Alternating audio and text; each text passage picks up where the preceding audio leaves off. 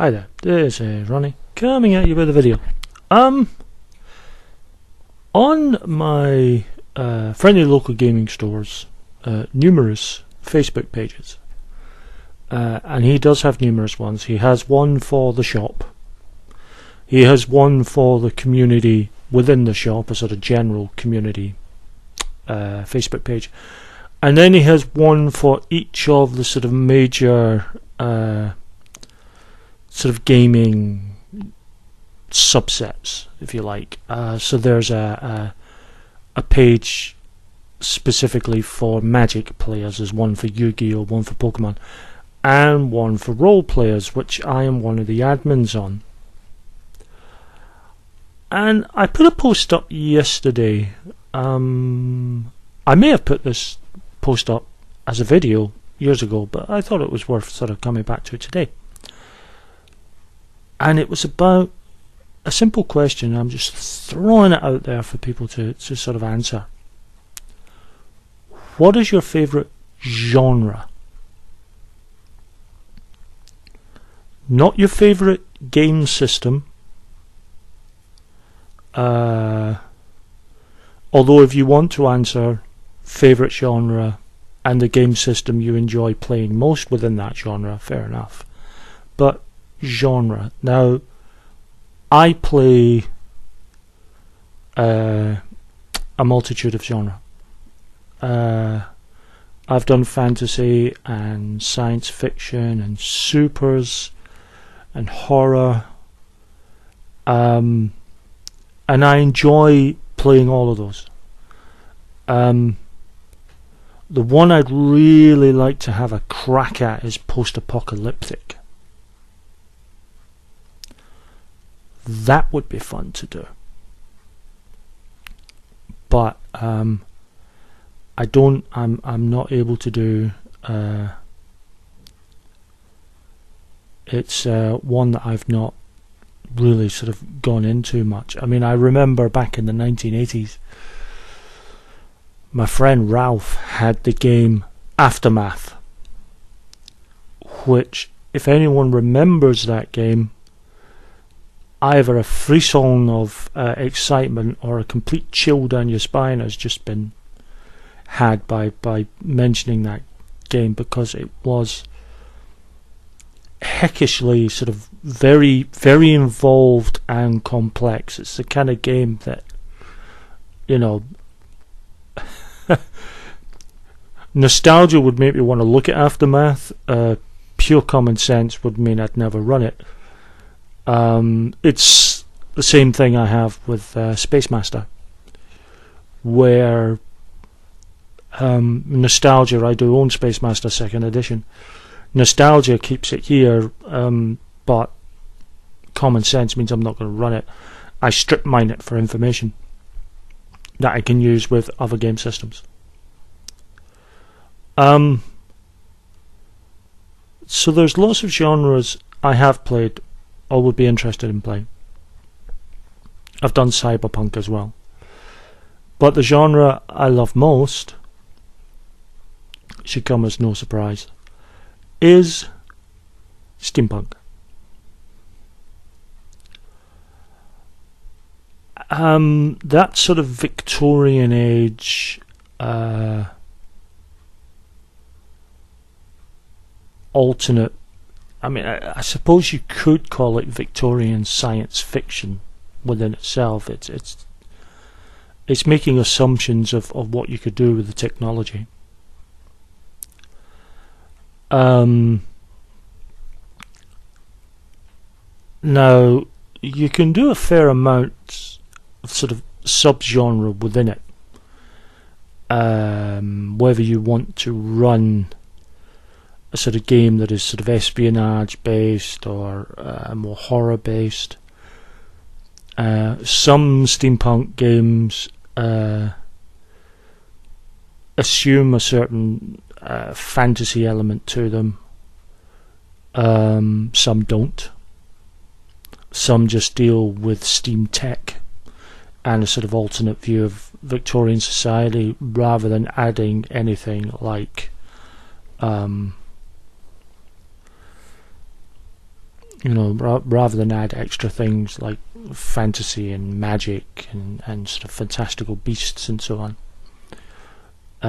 So it's not all rule books are the same. And there are some examples out there. Anyone who knows me will know which rule system I sort of lord over when it comes to steampunk, which is Castle Falkenstein. But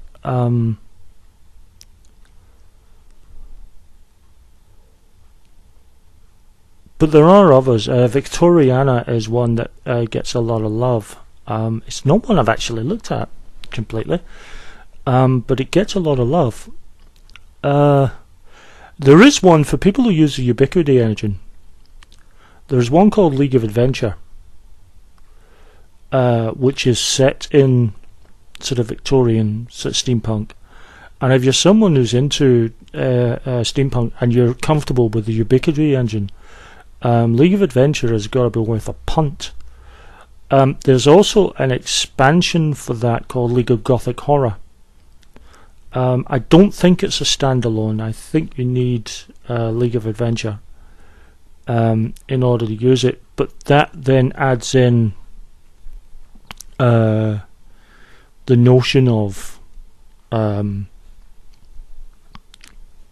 supernatural horror. I mean, we are talking Victorian times, folks. It's Victorian, it's lovely, it's nice. Why do I like steampunk so much? I think part of it is to do with the setting.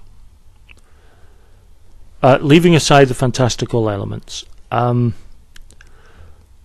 there's something about Victorian society which fascinates me, and that is it was a time where there was so much in the way of sort of double standard and hypocrisy going on, which in many ways echoes what's happening sort of socially and politically today. So there's a real relevance to it as well. There was this incredible divide between the haves and have-nots. Working conditions were appalling for the vast majority of people. And then you would have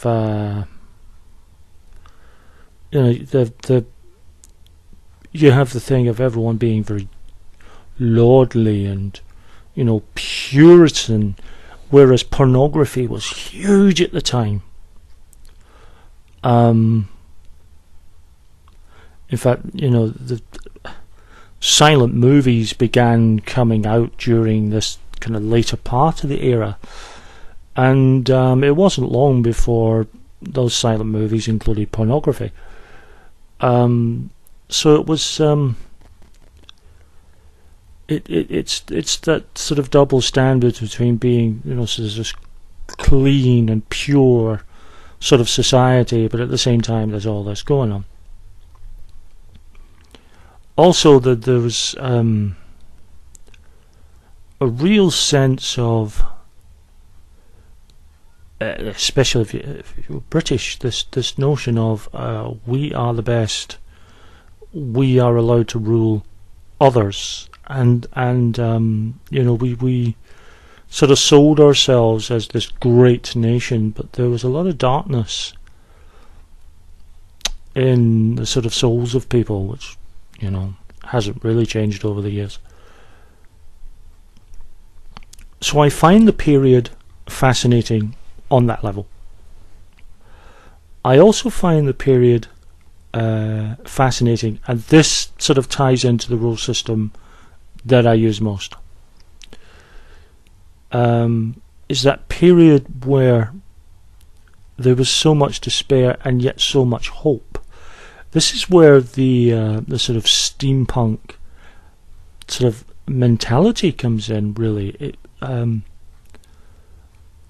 the notion that we could build something beautiful, that we could create something that can make our society better and fairer. And for me, I you know, there's something intriguing about that. It was also a time of, you know, and this again ties into to the game system that I use for Falkenstein. It was a time of sort of daring do and adventure. So there was that kind of sort of swashbuckling feel, but at the same time, you've got the very real horrors of poverty. You've got the very real horror of you know, one of the first sort of globally known serial killers in Jack the Ripper. And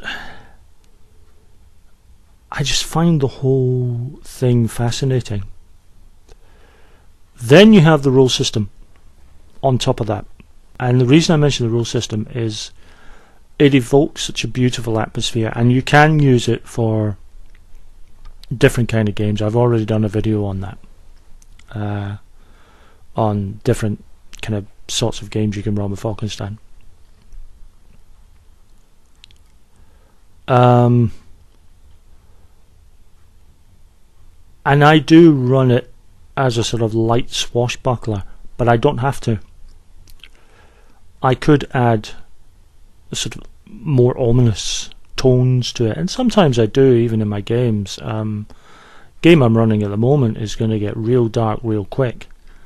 I mean, the first session that I ran was fairly light and kind of frivolous and kind of silly almost, but it's going to get real dark real quick, real nasty. And it's going to be a... yeah, they're not going to see it coming.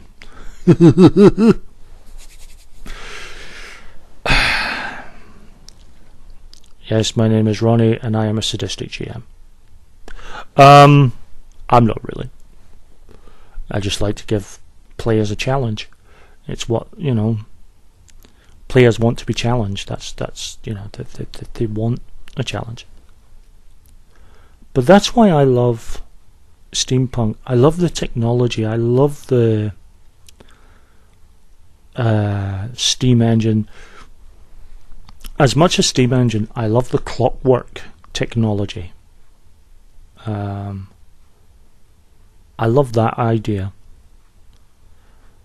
I love the sort of mysticism. I love the gothic horror aspects that you can put in. Now that doesn't mean I don't like other genres. I mean, I'm running a high fantasy game as well at the moment. I've ran a supers game. I've ran I've ran sci-fi. I've done horror. I like doing horror actually. It's possibly second place for me. And I enjoy all those genres. I enjoy running them. I enjoy playing them. I think they're good fun. One of the things I do enjoy about role-playing in general is the sheer sort of breadth and depth of genre and cross-genre as well. Going back momentarily to sort of steampunk or Falkenstein, it would be very easy for me to run something similar to Deadlands with Falkenstein quite quickly, which is why, as much as I've got a few Savage Worlds campaign settings now, which will be the subject of a forthcoming video, I haven't bought Deadlands because Falkenstein can cover that sort of area quite nicely. and I can do that with that, so that's not a problem. So I'm throwing it open to you guys, as I've rabbited on at length here. I love steampunk. That would be my top as my favourite genre. What's yours, and why?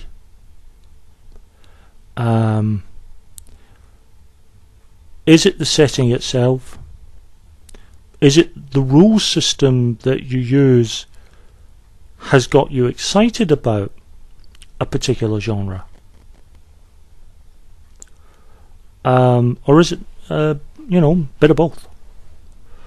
So, yeah, let's have a message, let's have a chat, and let me know. Thanks for watching, and I'll be back soon with another video.